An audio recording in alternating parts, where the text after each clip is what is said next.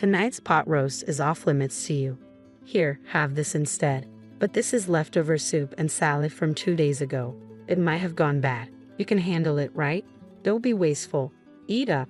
I don't want to waste good meat on you. I can eat this. What was that? Leftovers are perfect for you. Stop complaining and eat up. My mother-in-law always directs such nastiness towards me. She's so obnoxious, it just gets under my skin. My name is Mary, a 27-year-old woman juggling both work and home responsibilities. I got married only a year ago, so I don't have any kids yet. Right now, we're living with my husband's family in their house. I never wanted to live with my in-laws, but since my husband is the eldest son, we didn't have much choice. I thought it was ridiculous to live with my in-laws in this day and age, but both my husband and my mother-in-law hold on to old-fashioned values. Moreover, my father-in-law is no longer with us, and my husband expressed his concern for his mother. I have no idea what he's worried about. She's still so full of life. My brother-in-law is single and working overseas, so I guess that's just how it has to be. But I still hate it. Now even my husband has started being mean to me, following in his mother's footsteps. He never said anything mean before we got married, but his attitude changed drastically. I feel deceived. He's always acting superior and he always yells at me. It gives me a headache. Hey you, why is my shirt so wrinkled? Ha, is it wrinkled? Yeah, I'll be embarrassed at work like this. Can't you even iron properly? Why can't you do something so simple? No, I did iron it. Your properly is not proper at all. Realize that. What a useless wife you are. That's so mean. You don't have to say it like that. Are you talking back to me? Your face is as wrinkled as this shirt, and you're annoying. Seriously, you look older than you are. It's a turnoff. Oh really? Before we got married, he used to call me adorable. He treated me like a princess. But now he insults my parents and laughs about it. I don't understand why he would say such a thing. I'm not wrinkled or anything. It crossed my mind that he's actually balding for his age. I even found myself wishing that he would go completely bald one day. Our marriage is still pretty new, but I'm concerned about the future. Sometimes the word divorce even flashes through my mind. I was exhausted every day, and once I finished the housework after getting home from work, I felt like I was about to collapse. But my mother-in-law never helped with the chores. She seems to spend her whole day blankly watching TV. There were crumbs from snacks on the floor in front of the TV, and a lot of them. I had to clean them up, and I wish she would at least use a plate. Then, after dinner one day, my mother-in-law started to speak. Hey, let's all go to a spa resort when the new year comes. Oh, that sounds great, I replied. All right, I'll make the reservation. I'll get on it first thing tomorrow. Thanks, Mom, my husband said, beaming with joy. My husband and mother-in-law seemed very happy. I didn't really want to go with these people, but I was interested in the spa resort itself. I love visiting spa resorts, and this one was famous enough to be featured on TV recently. I thought it could be a great memory if I could ignore these annoying people, so inside, I was actually excited. After this, my mother-in-law said she had something to discuss. I wondered what it was and headed to the living room. You know we only have a small car, right? So, I was hoping we could borrow your family's minivan. After all, we can load lots of luggage in it. Alright, I guess my father has both a minivan and a small car. He usually commutes in the small car and uses the minivan for shopping trips or camping, which is his hobby. When I called my father, he readily agreed to lend it to us. With that, we welcomed the end of the year vacation. I had to clean the house, so it was again incredibly busy. However, thinking that a spa resort was waiting for me after getting through this year-end period helped me push through. As expected, my mother-in-law wouldn't move from the sofa. She laid there all the time, looking like a statue. Then, the morning of New Year's Day arrived. I woke up thinking about the long-awaited spa resort, but was surprised when I looked at the alarm clock. I had overslept. What? It's already 8:30, but David isn't here. Why? My husband, who should have been sleeping next to me, wasn't there either. I thought he might be in the bathroom, but he wasn't. Huh? Where is everyone? Did they go somewhere? I peeked into my mother-in-law's bedroom, but she wasn't there either. I began to wonder if they left without me. In a panic, I checked my smartphone. I always charge my phone in the living room before going to bed. There was a text notification on my smartphone. It was from my mother-in-law. We're going to have fun. We never booked a place for you. You can spend a lonely New Year. It's okay if the bride doesn't come. So my mother-in-law never intended to take me with them from the start. and she planned to enjoy it with my husband. I was really sad at the same time. I was also very angry. It's terrible to deliberately stop my alarm clock to make me oversleep. I suspect the reason she made me drink a lot of alcohol the night before was to make me pass out. I regretted drinking that much, although it's a relief that she didn't drug me. I was irritated about her pushing drinks on me. Well, there's nothing I can do even if I get angry, so I decided I had to enjoy myself alone at home. I really wanted to go home to my parents, but they're also away on a trip by plane, so it's pointless to go back. Though I ordered a pizza for delivery that day and spent a lonely day. Then my mother-in-law and husband returned from their trip. They had brought smiles on their faces. It was so fun. It was the best. I want to stay there again, of course, without you, Mary. Here, this is the souvenir. What is this? It's a stone I found lying around. It suits you perfectly. Oh, is that so? I couldn't help but think that my mother-in-law was extremely spiteful. Frustrated, I went to return the minivan to my parents' house. I thought they would be home by now. When I arrived at my parents' house, my father came to greet me. Did you enjoy the spa resort? That famous spa should have been quite satisfying. I didn't go because I'm the bride. Well, I was told by my mother-in-law that it's fine if the bride doesn't come. I was left behind when I woke up in the morning. No one was there. What? After that, my father started to do something. Then he had me sit in the passenger seat of the minivan and started driving. The car was headed back to my in-laws' house. When I glanced at my father's face as he drove, he seemed to be angry. Well, any father would get angry if their daughter was treated that way. But I was taken aback because I had never seen such a look on my usually calm father's face. Then my father stormed into my in-laws' house with something in his hand. My mother-in-law came out. Oh, hello, and Happy New Year. Sorry for borrowing your minivan. Happy New Year. Speaking of which, you left our daughter behind, didn't you? No, Mary said she had a fever and couldn't go, so we had to leave her behind reluctantly. I even offered to take care of her. My mother-in-law was lying through her teeth with a smirk on her face. She definitely never said anything like that, and I wasn't even sick with a cold. I wondered how she could tell such an obvious lie. I thought something must be wrong with her brain. Oh, really? But our daughter said she was left behind. She told us she received a message on text saying it's fine if the bride doesn't come. Did I say that? I don't remember. You did. Look at this text. I showed her the text messages. However, she still insisted she was innocent. I was surprised at how thick-skinned she was to still deny it even cornered this far. In a sense, it was admirable. You're still saying that, huh? You're truly a sad person. Oh, by the way, can I charge you for the cleaning of the car interior? What? Why? Because you dirtied it with a married man nonetheless? What a filthy and disgusting scene. What? What are you talking about? This right here. What my father had in his hand was a dash cam. This one has dual cameras, so it can record not only the outside but also the inside of the car. The advantage of being able to record the inside of the car is that it can provide evidence that you were driving safely. My mother-in-law doesn't know much about car supplies or cars in general, so there's a chance she didn't realize this was a dual camera. But what was she doing with a married man in the first place? I regretted watching the footage that my father played back. After all, there were images of my mother-in-law in an indecent posture with an unknown man. Even though my father-in-law is no longer in this world, it's insane to do such a thing with a married man. And what on earth was she doing in her family car? This was on the exact day you borrowed the car. Oh, how disgusting. Wait, this doesn't mean we were doing anything dirty. It's not something perverted. My mother-in-law was in a panic, fumbling and stammering on the spot. Tears welled up in her eyes. She was on the brink of crying. I found myself curious and somewhat amused about when she would finally break down. Maybe I'm being cruel, but after all the time she tormented me, she deserves this much. I couldn't be sympathetic or kind to someone like her. Then she began making pathetic excuses. Her reasoning was all over the place. It was clear she was flustered, yet she was desperate to defend herself. Suddenly, my father pulled another item from his pocket. It was a photograph. The picture showed my mother-in-law and the man from the video engaged in assorted acts in broad daylight. It was unthinkable.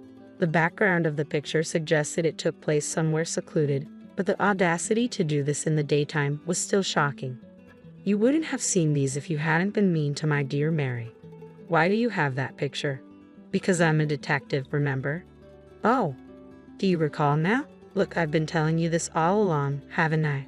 My father is a detective, which explains why he had such a photograph. Coincidentally, the wife of the married man in the picture had hired him for an infidelity investigation. It turns out the wife of this man hired me to investigate her husband's affair. I was surprised to discover you were the other woman. I was going to inform her next week, but I didn't expect to show you this so soon. Ha! No, I'm innocent. I was just forced into an unpleasant situation. I am not at fault. Please don't tell his wife. It was against your will, was it? You seem to be enjoying yourself. We also have video footage of you whispering sweet words to the man. Do you want to see it? I'm sorry. My mother-in-law collapsed to her knees and burst into tears. I watched her in a pitiful state with a cold glare. Sensing the unusual situation, my husband arrived. I had run out of patience with him too, and I proposed a divorce. I've had enough. I want to end this. Let's get divorced. What? I'll go crazy if I stay in this horrible family any longer, so I'm leaving. Hold on. What will happen to our living expenses if you leave? I was fired a while ago. My husband dropped a bombshell. Apparently, he had been fired at the end of the year. I was taken aback. As he had not told me this despite knowing his job was terminated, he had still decided to go on a spa resort trip. He was a complete fool. I felt I had no choice but to divorce him. I took off my wedding ring and left it there. My husband desperately tried to stop me. Wait, can't you forgive me for not taking you on the spa resort trip? It's not just about the trip. I don't want to be with you or your mother anymore. If you want to live with your mother that much, then go ahead, you mama's boy. Please wait, don't go. I got a lawyer and proceeded with a divorce. My ex-husband seems to be having trouble managing his living expenses now that I'm gone. I thought he should find a new job quickly, but having been fired from his last job for theft, he'll probably struggle to find a new one. His previous company had fired him because he had been caught stealing. Apparently, they decided they couldn't trust him and didn't need someone like that. Unsurprisingly, the wife of my mother-in-law's lover demanded compensation for the affair. She ended up spending all the money left by my father-in-law to settle the payment. I haven't seen my ex-husband or ex-mother-in-law since, but I imagine they're probably living the hard life. It doesn't matter to me anymore. Currently, I'm living alone and enjoying my work. I made the right decision not to have a child with my ex-husband. Now I am enjoying a peaceful life and would be happy if I found a new love if such an opportunity arises. This is my plan to make sure to choose wisely. Hey everyone, I'm Camila, and I want to tell you about my life. I grew up without a lot of money, but my husband Jackson had a totally different childhood. His family was rich, and he even started his own successful business. I have a good job too, but I still feel connected to my middle-class background. The only problem is my mother-in-law Addison. Dealing with Addison was like trying to navigate through a storm. But Jackson's dad, Grayson, was great. Addison, though, enjoyed putting me down and making me feel small about my family's money situation. She criticized us in private and even in public. Jackson always had my back, but Addison's insults never stopped. It got so bad that I thought about leaving Jackson because I didn't want to deal with his family anymore. But Jackson's love and support kept me going. He was amazing, unlike his mom. With time, I got better at handling Addison's behavior. So when she showed up with a flashy wedding dress right after we booked the venue, it didn't surprise me. She proudly showed off the dress, asking us what we thought. Isn't it amazing? It's from that fancy bridal shop you guys couldn't afford with your wedding budget, she said, not hiding her dislike. When I mentioned that her dress was too fancy for the occasion, she glared at me, clearly upset. I felt really uncomfortable then, not knowing how to handle her extravagant behavior, especially since Jackson and I were planning a simple wedding with just 60 guests to save money. We didn't want to spend too much, so I found a simple wedding dress that fit our budget. But Addison's dress was way too flashy. It was so extravagant that it would definitely steal the spotlight from me at my own wedding. It was obvious she picked it on purpose, knowing it would make a big statement. When I gently suggested she wear something else, Addison got really mad. How dare you tell me what to wear? I spent $125,000 on this dress. Do you really think I'd waste that money? I'm wearing it, no questions asked. Jackson tried to step in, saying, Mom, listen to Camila. That dress isn't right for our small wedding. Please pick something more suitable. But Addison wouldn't change her mind. No way, Jackson. I love this dress. I'm not settling for some random dress like your wife. I have my own standards. It's my big day too as the mother of the groom, she insisted, ignoring how ridiculous she sounded. Jackson, surprised, argued back, Addison, it's not your big day. Stop trying to steal all the attention. You're not wearing that dress to our wedding. The argument got intense quickly. Addison refused to give up on the dress, leading to a heated exchange between her, Jackson, and Grayson. The tension got so bad that we had to leave early without resolving the issue. Jackson was frustrated, saying, I can't believe my mom would do this. She's being unreasonable. Maybe she shouldn't even come to the wedding. But kicking Addison out of the wedding could make things worse. If we disinvite her, she might make an even bigger scene. She doesn't keep promises and she does whatever she wants. We need to think of a smarter solution, I suggested, thinking about what might happen if we excluded her from such an important day. Jackson was frustrated too, admitting how badly his mother had treated my family and me over the years. I'm tired of her insults and disrespect. It has to stop. She can't ruin our wedding. So we agreed. We needed a plan that would keep Addison from causing trouble without making her suspicious or angry. As time passed, Addison stuck to her decision, leaving us to plan carefully to keep our wedding focused on our love, not her showing off. We all agreed that we needed a smart plan to handle the situation. So Jackson, Grayson, and I got together to figure it out. We were tired of her disruptions and all wanted to make sure she didn't take over our wedding. After talking it through, we came up with a plan and quietly started putting it into action, making sure Addison didn't catch on. We stopped talking to her about the dress and only gave her basic information about the wedding, which didn't bother her much since she was too busy trying to outshine me. Just a few days before the wedding, we were having dinner at my in-laws, and Addison couldn't contain her excitement. I can't wait for your wedding, Jackson. I've been thinking about it for so long. My dress and jewelry are all ready to shine. It's going to be such a special day, she said, clearly thrilled, though it was obvious she was most excited about showing herself off. It will be special, especially because I'll be marrying Camila, Jackson responded subtly, trying to bring the focus back to us, the real reason for the celebration. But Addison quickly made it about herself again. Sure, Camila will look nice, but next to me in my expensive dress, I doubt it. I spent a lot to make sure I stand out. Hearing this, I couldn't help but admire Addison's boldness, insisting she was better and planning to steal the spotlight from the bride on her big day. Jackson complimented Addison's dress to keep things calm, while I silently appreciated his support, squeezing his hand under the table.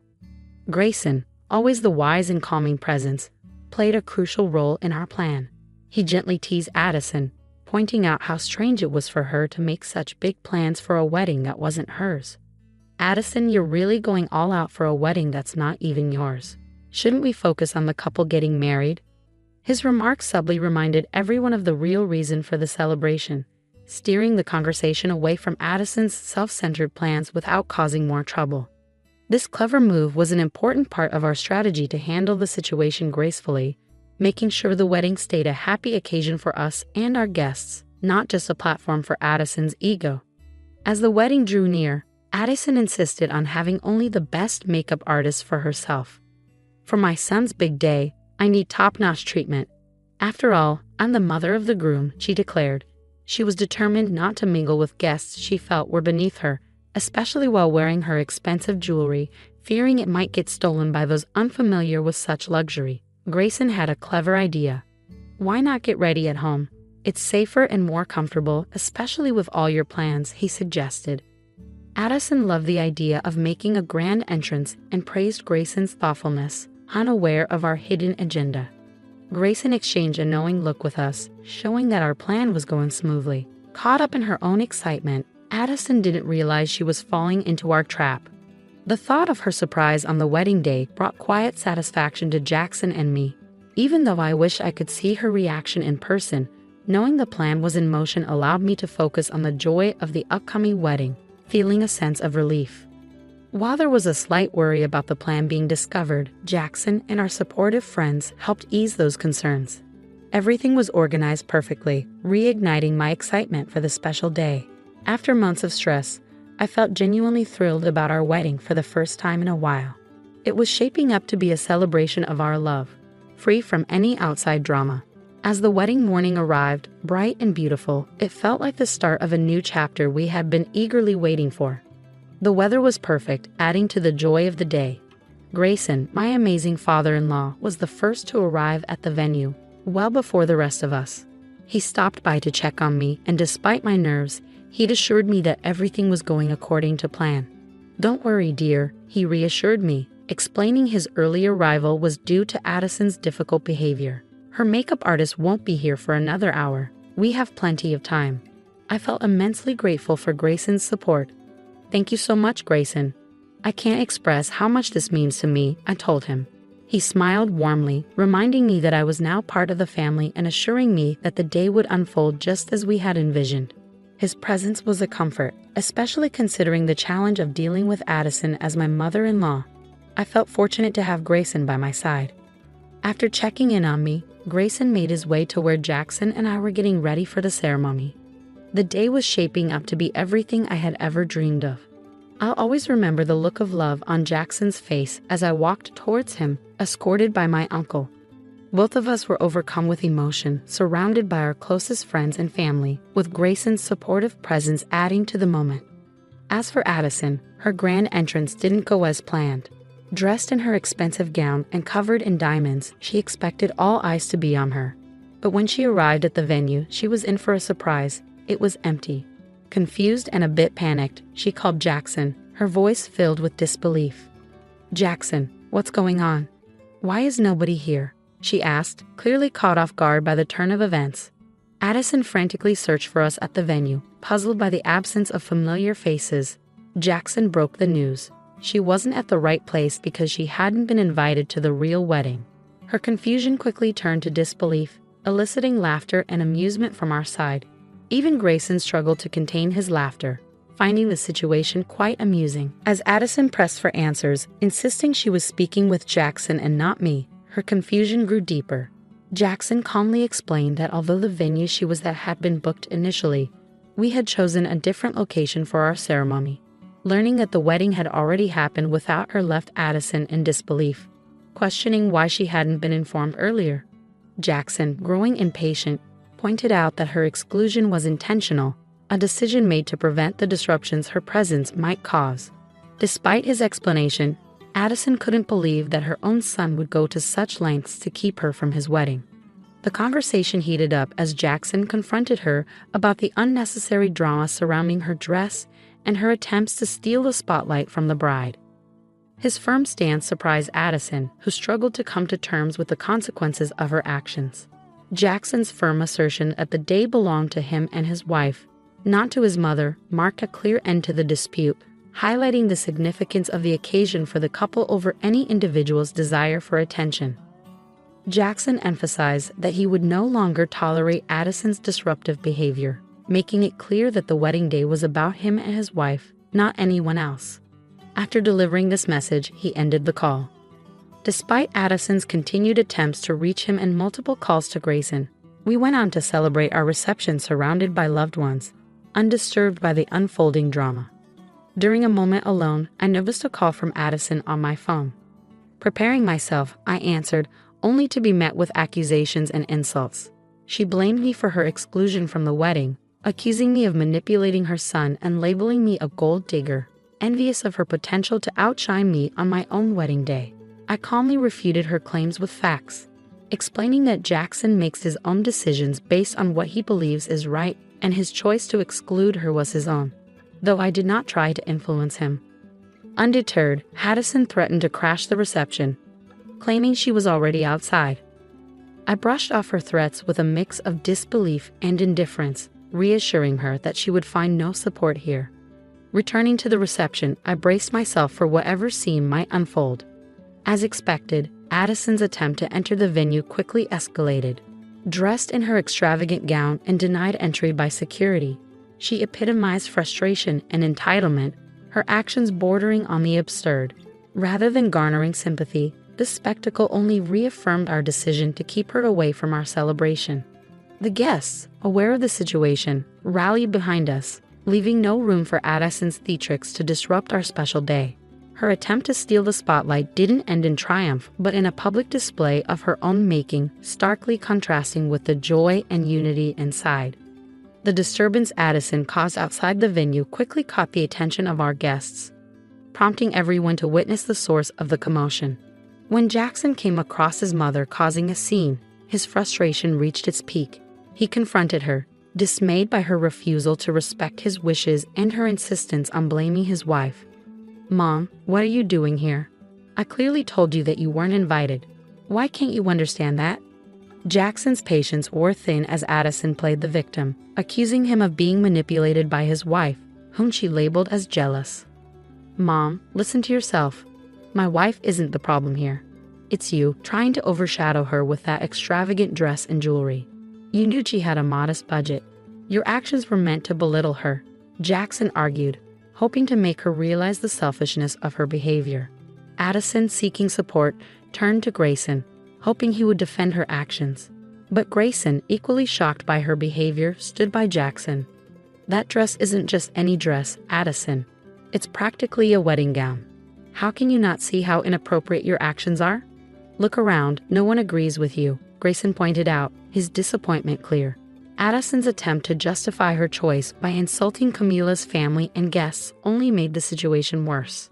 "They don't get it because they're from a different background," she argued, clinging to her misguided beliefs about maintaining her supposed class. But Grayson had had enough. "That's it, Addison. I won't let you insult my daughter-in-law and her family any longer. You've crossed the line this time," he declared, standing firm against her unfounded accusations and sense of entitlement. The conflict highlighted the sharp contrast between Addison's self-centeredness and the united front presented by Jackson, Grayson, and the supportive guests. Her attempt to crash the wedding, instead of gaining sympathy, only reinforced her isolation and confirmed the wisdom of excluding her from the ceremony. Grayson's firm defense of my family was a powerful moment for me, showing the depth of support and love I had found within Jackson's family, despite Addison's disruptive presence. This act of solidarity, affirming me as part of the family, was deeply touching, bringing me close to tears. It strengthened my belief that choosing to align my life with Jackson and his family, separate from Addison, was one of the best decisions I had ever made. Shocked and angry at Grayson's rebuke, Addison couldn't understand how her husband could speak against her, especially to defend what she saw as outsiders. She held tight to her beliefs of being superior, criticizing the wedding and our union. But Grayson's response was surprising and definitive. He expressed regret not for our wedding, but for his own with Addison, admitting their marriage was a mistake due to her unbearable behavior. Then he announced his intention to divorce her, leaving Addison speechless. Grayson wasn't alone in his decision. Jackson also cut ties with his mother, prioritizing the well-being of his wife and their future together over Addison's toxic influence. This decision showed a commitment to shield our new family from further turmoil. Addison was shocked and disbelieving. Her reliance on Grayson and Jackson for financial support had been a pillar of her extravagant lifestyle. Grayson's mention of divorce, along with the prenuptial agreements in place, meant Addison stood to lose not only her family but also the financial security she had taken for granted. Her lavish spending, highlighted by the purchase of the expensive dress, had been unsustainable on her own, relying instead on her husband's wealth. The news of impending divorce and our decision to cut ties with Addison marked a turning point for her. The consequences went beyond losing family connections to a harsh financial reality. Her once secure future, buoyed by wealth and status, now looked uncertain, with the protective clauses of prenuptial agreements leaving her with little to claim. This sudden change in circumstances served as a sobering reminder of the costs of her actions and attitudes, highlighting the transformative impact of Grayson and Jackson's decisions on our collective future. Jackson, Grayson, and I had discussed the situation thoroughly, recognizing the need to set boundaries to protect our new family. Grayson had been considering separation from Addison due to long-standing unhappiness, while Jackson and I were determined to shield our relationship from her toxic influence. Addison, taken aback by the realization that her actions had real consequences, had to face the fallout publicly. Her pleas for leniency, framed as an overreaction to a single dress incident, were met with firm rebuttals. It was evident to everyone, especially Jackson and Grayson, that her behavior went far beyond one incident. They pointed out her consistent mistreatment of me as the underlying problem, dismissing her claims of unfairness as baseless. In a last-ditch effort to gain sympathy, Addison turned to me with tears, pleading for forgiveness. She clung to me, painting herself as a remorseful victim of circumstances. Yet her plea lacked sincerity. It quickly turned sour as she resumed name-calling and accused me of tearing her family apart. Her abrupt shift from fake remorse to open hostility only reinforced our decision to distance ourselves from her. Her failure to offer a genuine apology or acknowledge the impact of her actions further alienated her, not just from me but from everyone present. The guests, initially watching quietly, grew increasingly disapproving as Addison's true colors emerged once more. This scene marked a significant moment for our family. It wasn't just about keeping Addison at arm's length. It was about reaffirming our commitment to respect, unity, and the well-being of our shared future. Addison's failed attempt to reconcile, quickly overshadowed by her return to blame and manipulation, only strengthened our determination. The way forward was evident, marked by a united stance against toxicity and a shared commitment to nurturing a supportive and loving environment free from past grievances. Jackson acted swiftly. Without allowing Addison a chance to argue, he instructed security to escort her out. Meanwhile, both sides of the family and our friends openly criticized her behavior. It was a moment of validation as we watched her being escorted away, allowing us to resume our celebration surrounded by genuine supporters. The very next day, Grayson took decisive action. He returned home only to inform Addison to leave their shared residence and had his lawyers serve her with divorce papers. Her attempts to sway Grayson with tears, screams, and threats in front of the lawyer were futile. When she attempted to approach us, seeking an ally or a way to disrupt our peace, we made a conscious choice not to engage, safeguarding our new life together from her drama. Our phones and social media became Addison-free zones, eliminating any avenue for her to reach out. As for Addison's outcome, it was swift and fair. The divorce left her in financial hardship, her attempts at manipulation proving futile. Her pleas for help went unanswered, forcing her to face the consequences of her actions alone.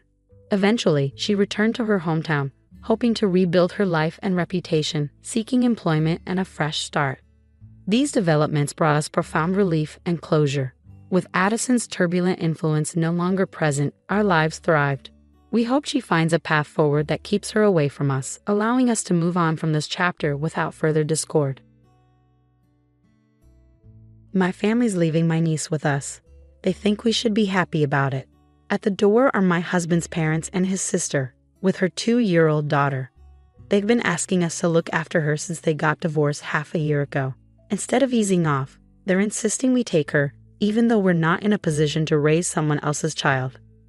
But things are about to take a surprising turn with this little girl. I'm Kelly Allen, and I'm 27. I married John, who's 29 and was running a restaurant when we got married 3 years ago.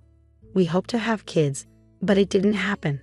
Luckily, Jan has been really kind to us, making our lives busy but fun. I've hardly seen John's family since we got married because he's not close to them. The gap between them got bigger when he opened his restaurant.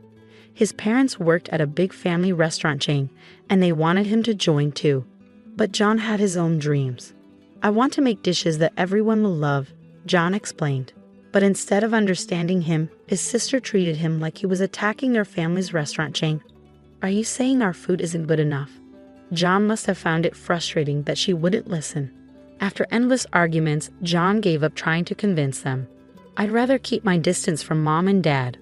Okay, I'll stay out of it too, I told him, and we enjoyed our peaceful days together. But everything changed when Jan divorced and moved back in with their parents 6 months ago. One weekday during lunch rush, Jan burst into the restaurant. I'm here again. It's so quiet in here, she loudly announced, bringing her mother and her 2-year-old niece. They sat down without hesitation. You're back. Remember to keep it down, John reminded her. Always complaining. Anyway, I'll have the usual and make it quick. Jane never pays when she visits, and we were getting tired of it. I signaled to John that I'd handle it and stepped in front of Jan. There are other customers waiting, so if you're dining here, you'll need to pay like everyone else. What? You're actually charging family? How low can you get? Jan's outburst drew the attention of everyone in the restaurant. Please lower your voice, it's disturbing others, I politely requested, but she ignored me. This is all your fault. John's changed because of you. Her harsh words froze the atmosphere. My husband, stopping his cooking, emerged from the kitchen. If you're here to cause trouble, please leave. We can discuss any issues later. We'll address any concerns you have, so please stop causing a scene. But Jan continued to complain, ignoring both me and my husband. Even her mother, instead of reprimanding her, just urged her to hurry up and order. Seeing that we couldn't defuse the situation, we served them lunch. They left without paying, acting as if it was normal. But it didn't end there. Jan became even more demanding. You're looking after Riker today too. Every day, she declared, dropping off her daughter at our shop. But we're working. It's your job as a mom to take care of her, I protested. I'm busy. Since there are hardly any customers, you might as well help me out, Jan insisted, pushing her daughter's care onto us. To her, we were just free babysitters. To fully unload her responsibilities, Jan and her mother started visiting our restaurant frequently. I'm sorry about my family. I didn't mean to cause trouble for you or the restaurant, Kelly, John S. apologized after they left Riker behind and left. Our business wasn't booming and their disruptions were part of the problem. Our regular customers, who preferred a peaceful atmosphere, stopped coming. It wasn't just about John anymore. Poor Riker was caught in the middle. Holding my niece close, I sighed deeply. We kept going despite the weight on our hearts. But a few weeks later, things took an unexpected turn with my in-laws. One evening, after closing the restaurant, Jan and my in-laws appeared at our doorstep. Instead of at the restaurant, they were at our house. When John and I opened the door, Jan abruptly handed Riker to us, looking bewildered. I'm leaving my child with you. Appreciate it. John and I were stunned, our eyes wide. What do you mean? I asked, though I suspected it was because we couldn't have kids. You're not busy since the restaurant is quiet, right? So you can be Riker's parents, she explained, deciding to completely abandon her niece. Even the grandparents didn't want to care for her. John's face flushed with anger at their callousness. This is too much. You're giving up on Riker. That's not right. I thought you guys, without kids, could handle her, Jan said, her tone tense. Riker, sensing the tension, nervously sucked her finger and looked down. But you don't have to worry about that. Take her back, I firmly replied. Kids need their moms. Even a 2-year-old knows that. You can't refuse. If there was a serious reason, maybe, but I can't agree to selfish excuses like it's too much trouble. I rejected her request firmly. We're busy with work, and honestly, I don't find a child with my ex-husband's blood cute at all. I said, shocked at my own words. That's something a parent should never say, especially not in front of Riker. It's unacceptable. My in-laws sided with her, sharing her views. Jan and her parents would only make this poor child suffer, they said. Realizing this, I held Riker close, feeling a strong sense of duty. I have to make this child happy. So are you really okay with Riker being our child? I asked Jan firmly. She smirked. Of course, and I'll sell you all her baby stuff and toys. I don't need them anymore, so you better buy everything, she said, her parents smirking behind her. Not only were they avoiding their responsibilities, but they also wanted to make money from us. They were beyond redemption, but if it meant cutting ties with them, it was a win for us. When I talked to John about it, he agreed. Yes, we'll buy everything you're selling. But in return, stay away from us, I told them firmly. Jan stepped closer, asserting, don't act so superior. You're just a daughter-in-law. I was going to sell them anyway. Just be prepared for a big bill. After using us to their advantage, Jan and her parents left in a hurry. True to her word, Jan sent a box of Riker's used toys and clothes, along with a hefty bill of $30,000. With the restaurant struggling and our finances stretched thin, I couldn't afford such extravagance for Riker. But I still had some savings from before I got married. No, this is too expensive. It shouldn't cost that much, I muttered nervously. Despite my concerns about depleting our savings, using items Riker was familiar with might provide her with comfort, right?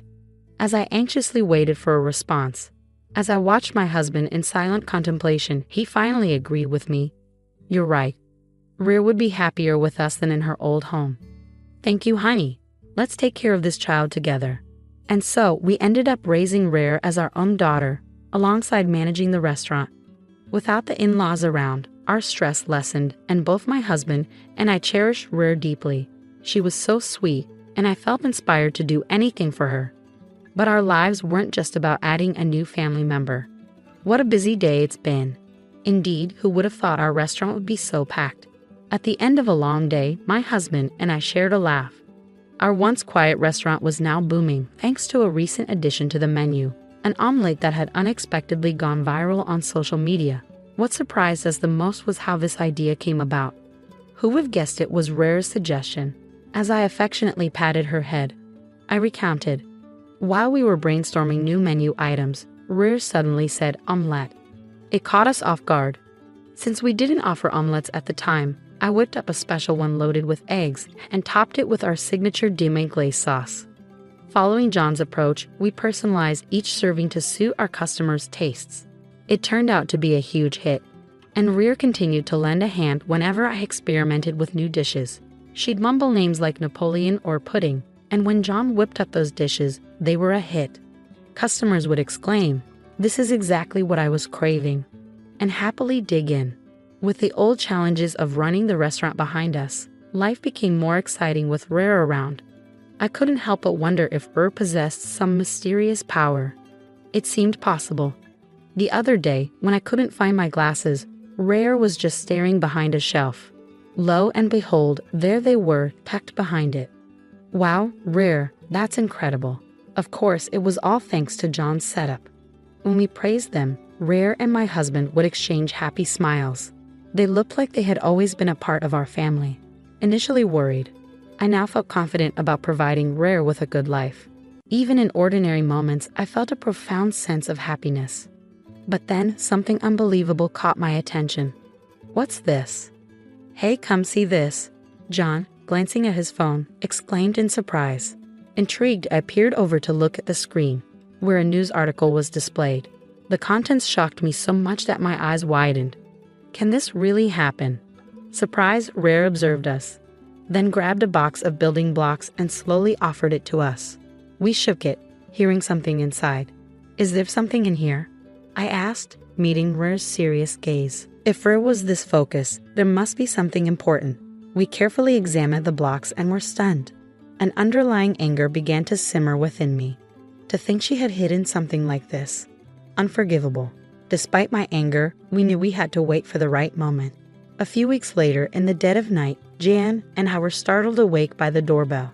Careful not to disturb Rare, we cautiously opened the front door to find Jolie standing there with disheveled hair. Give me back my daughter, now.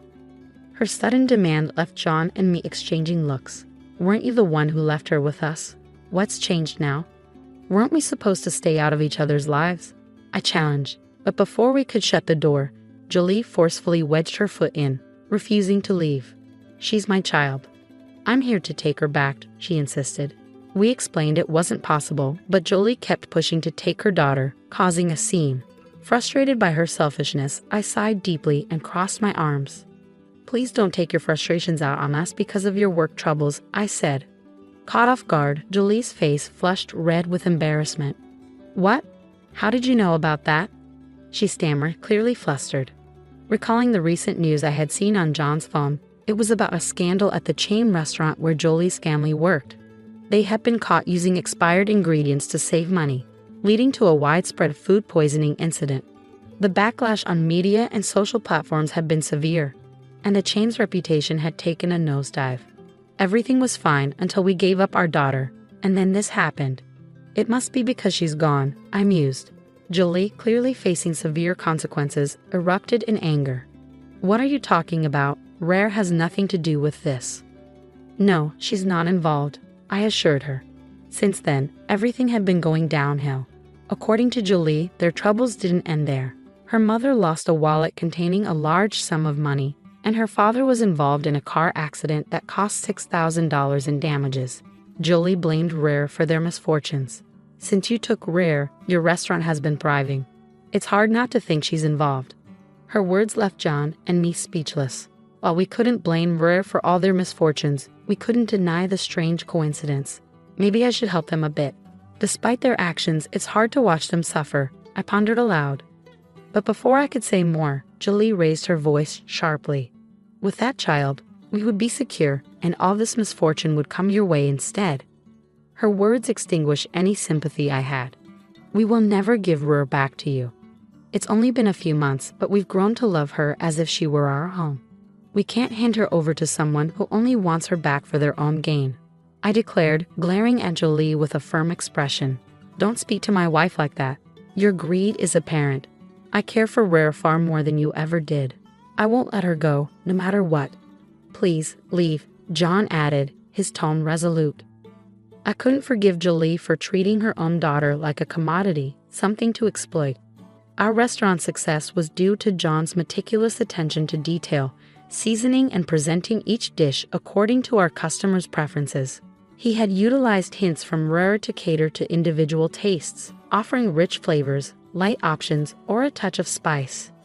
His creative plating, including edible flowers for Instagram-worthy dishes and generous portions for hearty appetites, had become a hit. While Rare had contributed to our success, it was John's dedication that truly made a difference. She's not a cash cow to be returned, I retorted with disdain. Jolie's face twisted with resentment as Jan looked at her with pity. No matter how much you protest, my decision won't change. I don't want to see you again, Jan stated firmly. With calm resolve, I handed Jolie a flash drive that she hadn't noticed before.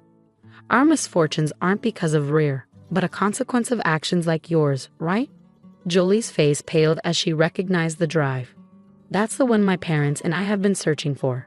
How did you get it? It came out of the toys, I replied calmly. It might actually be worth what you paid for it, I remarked. The flash drive had been inside the box Rare handed to us, and considering her mysterious abilities, I believed there was a reason she had handled it. To our surprise, the drive contained data from a secret ledger, revealing receipts from suppliers and evidence of inflated charges. Rare's parents, former executives at the company, had been embezzling funds by overcharging for ingredients and pocketing the excess. The calculation showed embezzled funds totaling about $2 million. Rare had sensed something was wrong and hid the drive, along with some blocks. I can't believe we missed it even after searching the house, Jolie muttered in disbelief. She snatched the flash drive from my hand, looking relieved. I've already informed your company, she declared confidently. But as the reality of her actions sank in, she began to tremble. No, if they find out about the embezzlement, our lives are over, she confessed, her bravado crumbling. Begging for forgiveness, she pleaded with us to help cover up her crimes. But her past actions couldn't be erased. My husband, firm in his resolve, advised against forgiveness. There's nothing more we can do but face reality, he muttered. As Jolie dialed the phone with trembling hands, tears streaking her face, I listened to her conversation with my in-laws. It was a bitter reckoning for them all. They screamed in shock and then asked to speak with me. As soon as I took the phone, my in-laws pleaded, "Please, you have to do something. We're begging you." I listened in silence, but after a moment, I took a deep breath. You must face the consequences of your own actions. Goodbye. With that, I ended the call and returned the smartphone to Jolie. Think about it carefully. If you truly want to raise Rare, I'll consider it.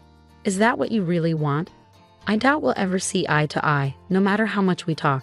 Please leave. Your presence is unwelcome. If you don't, I'll have to involve the authorities. Jolie flinched and backed away, so I firmly shut the door without mercy. Peeking from the second-floor window, I watched as she walked away, her figure fading into the distance. That was the end of our connection. Later on, my in-laws and Jolie were dismissed from the company for their embezzlement. They were sued and eventually arrested. After serving their sentences, they would have to repay the $2 million they stole. Even after their release, they would endure the consequences for a long time. It's true what they say, you reap what you sow. Meanwhile, we officially adopted Rare as our daughter. Jen and I continued to manage our restaurant and witness Rare's growth. Our business thrived, and while the extent of Rare's abilities remained unknown, one thing was certain. Jan and I loved Rare more than anyone else. After all, she was our precious daughter.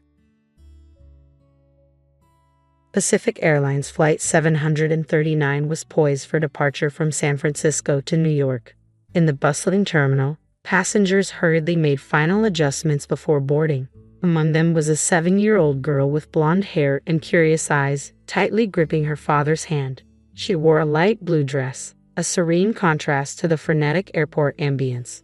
Her father, a stern figure, appeared distant, engrossed in his phone. Inside the aircraft, flight attendant Daniel meticulously prepared for takeoff. Tall and exuding a welcoming demeanor, Daniel was renowned for his ability to navigate any situation with poise and courtesy. He traversed the aisles, checking overhead compartments and ensuring passengers were settled. Approaching row 12, Daniel noticed the girl and her father settling into their seats. The girl's gaze met his, her wide eyes revealing a blend of curiosity and something deeper, perhaps a silent plea. Daniel smiled warmly before continuing his rounds, though a lingering sense of unease persisted. As the cabin hummed with chatter and subdued laughter, Daniel returned to the front to conduct safety instructions. His glance returned to the girl's father, now more engrossed in his phone than his daughter. The girl, however, appeared unsettled, her eyes darting around as if seeking an escape or answers. As the cabin doors sealed shut and the aircraft taxied down the runway, Daniel found himself unable to shake thoughts of her. Though he had encountered many children during his flights, there was something uniquely compelling and concerning about her demeanor. Once airborne and the plane stabilized, Daniel resolved to keep a vigilant watch over row 12. What had seemed like a routine journey was poised to unravel into something intricate and unforeseen. Unbeknownst to him, the flight attendant stood on the precipice of a journey that would irrevocably alter both his and the girl's lives. With the flight cruising smoothly, Daniel embarked on his first beverage service round, offering drinks and snacks to the passengers. Approaching row 12, he noted the girl's growing agitation. Her gaze was wide, scanning the cabin as if in search of something or someone. Meanwhile, her father remained absorbed in his phone, oblivious to his daughter's increasingly restless state. When Daniel offered beverages, the girl seized the moment to speak to him. Gently tugging on his uniform sleeve, she whispered urgently, "Sir, can I talk to you?" Daniel crouched down, meeting her eyes with a gentle smile. "Of course, what's on your mind?" he asked kindly. Glancing nervously at her father, the girl hesitated before confiding, "I'm scared. I don't want to be here," tears threatening to spill from her eyes. Before Daniel could respond, the father's cold gaze interrupted. He swiftly pulled his daughter back to her seat, admonishing her firmly, "Don't bother the flight attendant, Emily." Daniel nodded understandingly and withdrew, but concern weighed heavily on his mind. Continuing his duties, he kept a vigilant watch on row 12. Something was amiss, and he was determined to grasp the situation better. Returning discreetly to his station, he observed Emily closely. Soon Daniel noticed Emily engaged in secretive movements, using subtle gestures with her hands, hidden from her father's view. Attempting to discern her message, Daniel found himself unable to fully grasp the meaning. Intrigued and increasingly anxious, he resolved to seek assistance. During a brief respite, Daniel retreated to the galley and phoned Sarah, a fellow team member. "Sarah, I need your insight on something," he began urgently, outlining the situation. Sarah's brow furrowed in concern. She might be trying to communicate something crucial. "You've got to find out what it is without alarming her father." Armed with Sarah's advice, Daniel returned to the aisle. Emily appeared increasingly frantic, her signals more pronounced and urgent. Daniel understood he had to act swiftly yet discreetly. Time was of the essence to uncover what the girl needed to convey before it became too late. With a resolve to assist Emily, Daniel devised a subtle approach. Equipped with a notepad and pen, he pretended to take drink orders as he approached row 12 once more. Near the girl, he covertly penned a message. "Are you in danger?" Shielding the note from her father's view with his body, Daniel showed it to Emily. She glanced at the note, then at Daniel, nodding ever so slightly. A shiver ran down Daniel's spine. He needed more clarity. Continuing his rounds, he discreetly observed Emily from a distance. She resumed her hand signals, this time more distinctly. It took Daniel a moment to decipher, but he eventually pieced together the words she was spelling out in the air: "Help." Confirming his suspicions, Daniel knew swift action was essential. He returned to the galley, briefing Sarah and asking her to cover for him briefly. Sneaking away to a nearby restroom, he waited for an opportune moment when Emily could slip away unnoticed by her father. After a tense few minutes, Emily managed to slip out of her seat and rendezvous with Daniel in the restroom. In the confined space, she finally disclosed, "My dad, he did something bad. I don't want to go with him. I'm scared." Her voice trembled with fear and uncertainty. Daniel comforted her, his tone reassuring. Emily, you're safe now. I need to understand more to help you. What exactly did he do? He inquired gently. With tears streaming down her cheeks, Emily revealed in a hushed tone, he took me without my mom's permission. He said we were moving somewhere far away, and I'd never see her again. Please don't let him take me. Daniel's heart sank, realizing the gravity of the situation. He held Emily close, promising to protect her. Returning to the cabin, Daniel discreetly informed the pilot of the urgent circumstances. The pilot promptly contacted authorities at the destination, arranging for police to meet the flight upon landing. With the wheels in motion for Emily's safety, Daniel reassured her during the remainder of the flight, ensuring she felt secure until they landed. After Emily returned to her seat, Daniel maintained a vigilant watch as the flight progressed. The unfolding mystery heightened the tension on board with each passing minute. As the aircraft continued its journey, Daniel focused intently on row 12, steadfast in his determination to ensure Emily's safety until they reached their destination. Meanwhile, her father remained oblivious, immersed in his phone. Striving to maintain composure, Daniel busied himself by jotting notes in his pad. Swiftly outlining a plan for the flight crew, he emphasized the importance of discreetly monitoring row 12 and keeping a watchful eye on Emily without arousing her father's suspicion. The tension mounted with each passing moment. The flight felt interminable, and Daniel understood that any misstep could further endanger Emily. The weight of responsibility pressed heavily on him, but he was resolute in his determination not to falter.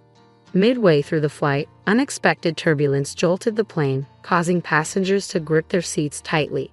Emily looked to Daniel with wide, frightened eyes. He offered a reassuring smile, hoping to convey a sense of safety. Once the turbulence subsided, Daniel noticed Emily's father scrutinizing her more closely, sensing something amiss. Knowing he needed to act swiftly to avoid arousing suspicion, Daniel approached Sarah discreetly. We need to maintain calm. Her father is becoming suspicious, he murmured. Sarah nodded, swiftly engaging nearby passengers to divert attention from any potential concerns. Returning to row 12, Daniel brought a cup of juice for Emily. Here, this might help you feel better, he said softly, offering her the cup with a warm smile. Emily accepted it gratefully, offering a small smile in return. As Daniel moved away, a fleeting sense of relief washed over him, though he remained vigilant, knowing he must be prepared for any contingency. Approaching the cockpit once more, Daniel briefed the pilot on the urgency of preparing for a swift and discreet disembarkation upon landing. With the presence of law enforcement waiting, the ensuing hours were fraught with tension. Daniel and the crew orchestrated their actions seamlessly, camouflaging their intentions within routine tasks. Each passing minute seemed to stretch into eternity, yet the plan was underway. With each coordinated step, Daniel clung to the hope that they could resolve everything safely despite the looming threat.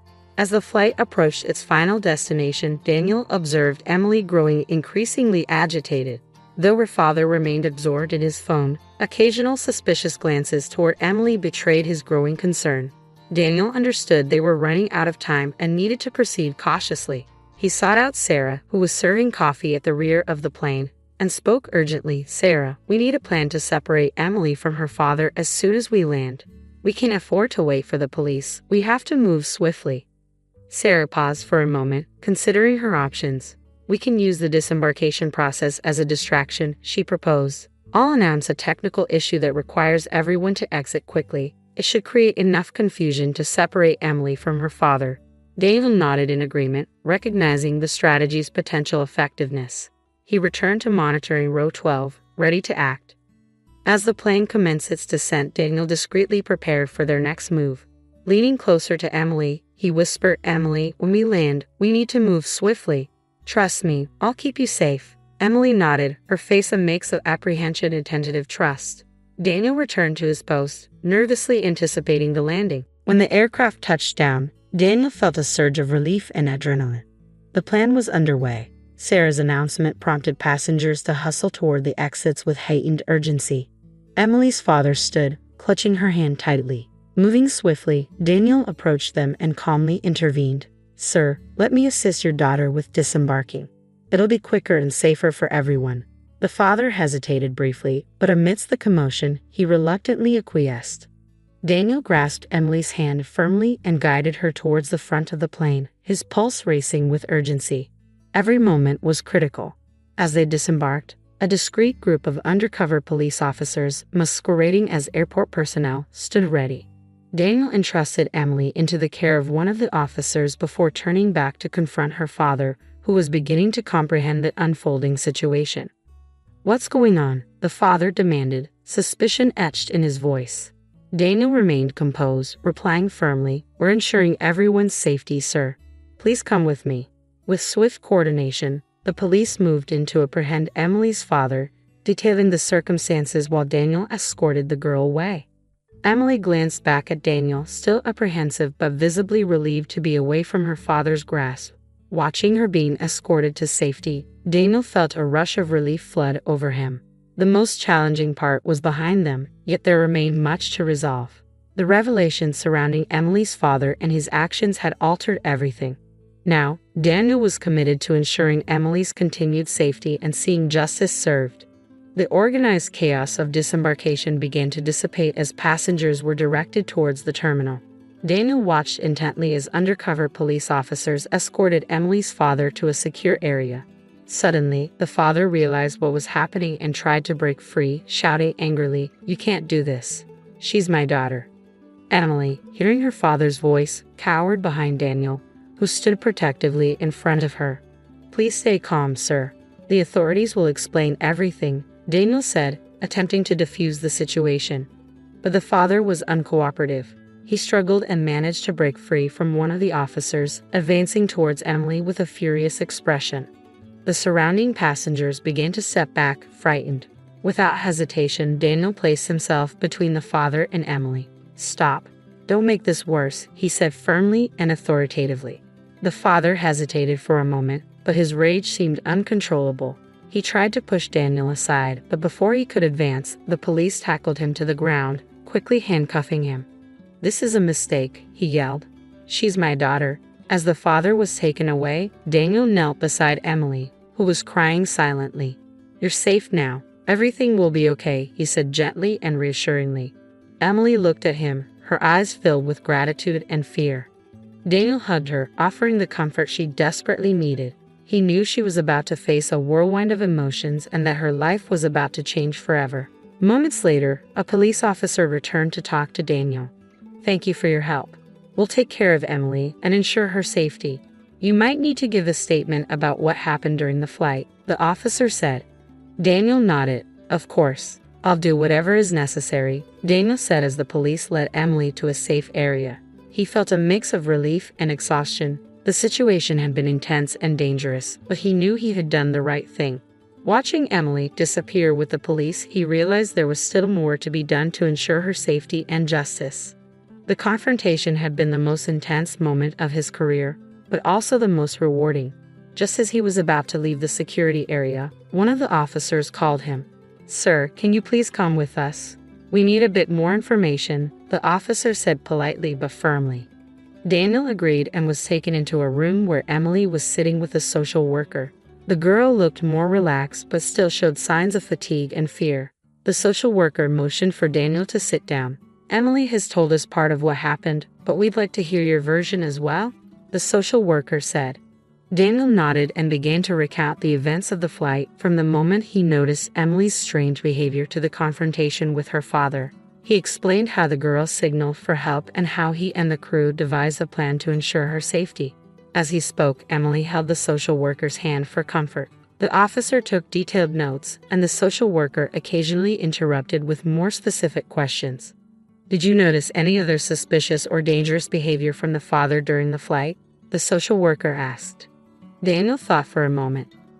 He seemed completely disinterested in his daughter, focused only on his phone. But the look he gave her when he realized we were interacting, it was scary. He seemed more irritated than concerned. The officer finished his notes and thanked Daniel for his cooperation. As he stood to leave, Emily called to him in a soft voice. "Daniel, thank you," she said, her eyes filled with gratitude. Daniel smiled at her, feeling a wave of emotion. "You were very brave, Emily. Everything will be okay now." As he left the room, Daniel felt the weight of the situation begin to lift. But just as he thought everything was under control, an alarm blared through the terminal. A commotion erupted with people running and shouting. "What's happening?" he asked one of the guards. There was an escape attempt. Emily's father tried to escape custody, the guard replied, clearly agitated. Daniel's heart raced. He ran back to the room where Emily was. He saw the girl was safe with the social worker and 2 officers, but her father was nowhere in sight. "We need to reinforce security here. He can't get near her again," Daniel said, trying to stay calm. The terminal was in chaos, but the police quickly organized a search. After tense moments and a frantic hunt, they finally located Emily's father hiding in a restricted area. He was restrained again, this time with reinforced security.